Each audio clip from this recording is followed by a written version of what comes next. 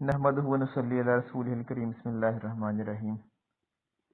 صحابہ رضی اللہ عنہ کا سرخ چادروں کو اتارنا۔ حضرت رافع رضی اللہ عنہ کہتے ہیں کہ ہم لوگ ایک مرتبہ سفر میں حضور اقدس صلی اللہ علیہ وسلم کے ہم رکاب تھے اور ہمارے اونٹوں پر چادریں پڑی ہوئی تھیں جن میں سرخ ڈورے تھے۔ حضور صلی اللہ علیہ وسلم نے ارشاد فرمایا، میں دیکھتا ہوں کہ یہ سرخی تم پر غالب ہوتی جاتی ہے۔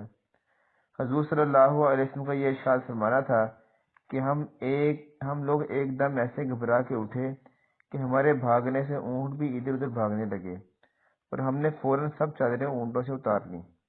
فائدہ: صحابہ کرام رضی اللہ عنہم کی زندگی میں اس قسم کے واقعات کوئی اہمیت نہیں رکھتے۔ ہاں، ہماری زندگی کے اعتبار سے ان پر تعجب ہوتا ہے۔ ان حضرات کی عام زندگی ایسی ہی تھی۔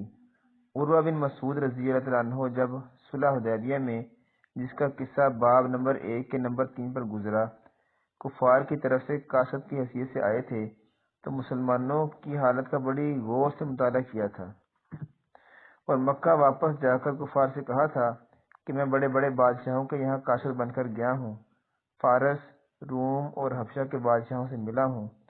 میں نے کسی بادشاہ کے یہاں یہ بات نہیں دیکھی کہ اس کے درباری اس کی اس قدر تعظیم کرتے ہوں جتنی محمد صلی اللہ علیہ وسلم کی جماعت ان کی تعظیم کرتی ہے۔ کبھی ان کا بلغم زمین پر گرنے نہیں دیتی، وہ کسی نہ کسی کے ہاتھ پر پڑتا ہے اور وہ اس کو منہ اور بدن پر مر لیتا ہے۔